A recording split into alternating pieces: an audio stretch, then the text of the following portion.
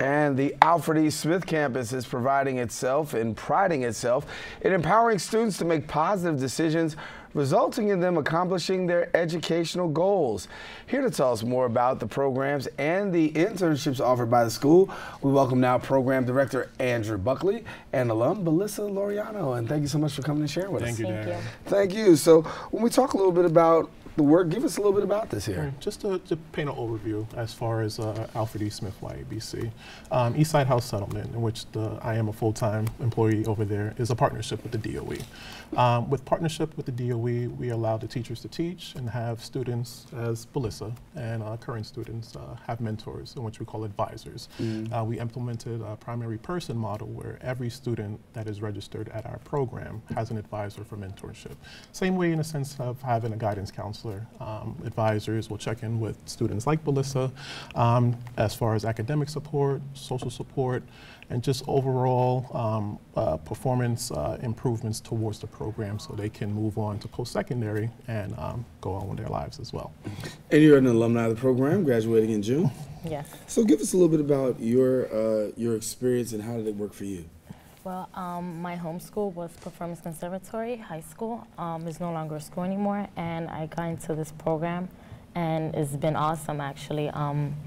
I came in needing 4 regents, and look where I'm at now, graduated. But it's good. School helped me so much, and I'm glad.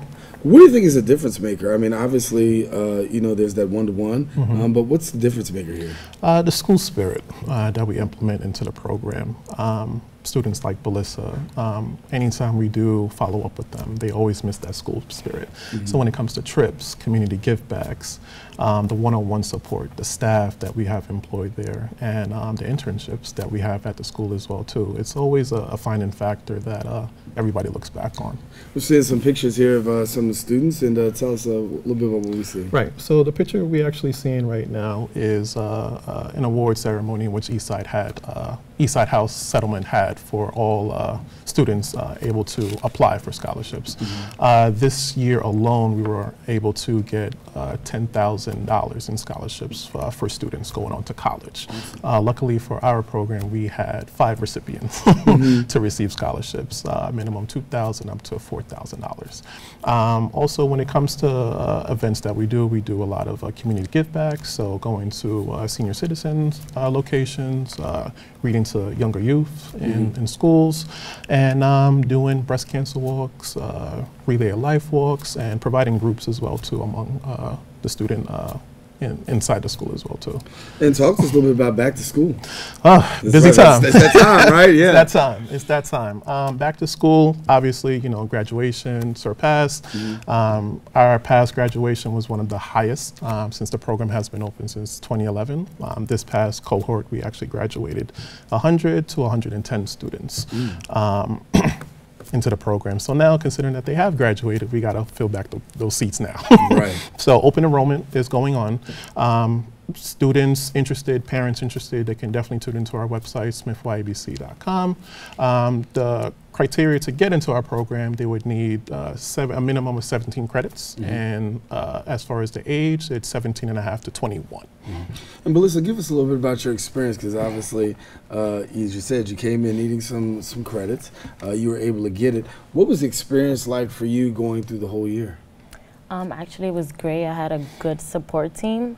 All the Eastside House staff really helped me throughout everything, and I'm very glad for them. I also joined the LTW internship to work, and that was awesome. Also, it showed me how to prepare for a job, for an interview, and everything. And I worked in 2 daycares so far, and in the school office, which showed me a lot. And there is internships available, so yes, certainly. So for every student that is accepted into our program, they have a chance of getting an internship, whether it be inside the school or outside in the community as well. So we do have an internship coordinator, a part of our team, in which their job responsibility is finding jobs for our students into the program. Skills, don't worry about them. Once we get these partnerships in line and they're in agreement, we're definitely looking to place students there on their availability. So for someone who says, I want to be a part of this, what's the criteria? Who's eligible? Okay, so for students that are eligible, first they need to be enrolled into a DOE high school. They must have completed at least 4 years of high school and have a minimum of 17 credits. As far as the age, it's 17 and a half to 21. With Eastside House, there are some students that are not qualified. But we don't tell them that it stops there. They can definitely go to Eastside House Settlement.org, in which they can locate any other programs that may be more fitting for them. If students are above age, say for instance 22, Eastside House Settlement has what they call a YABC program, Young Adult Educational Services, in which they'll help students get their GED, which now is called the HSE evaluation exam. All right, well, Andrew, thank you so much for coming. Melissa, congratulations. Keep up the great work. And we got to take a quick break, but we want you to stay tuned because guess what? We got a little bit more show coming up right after this.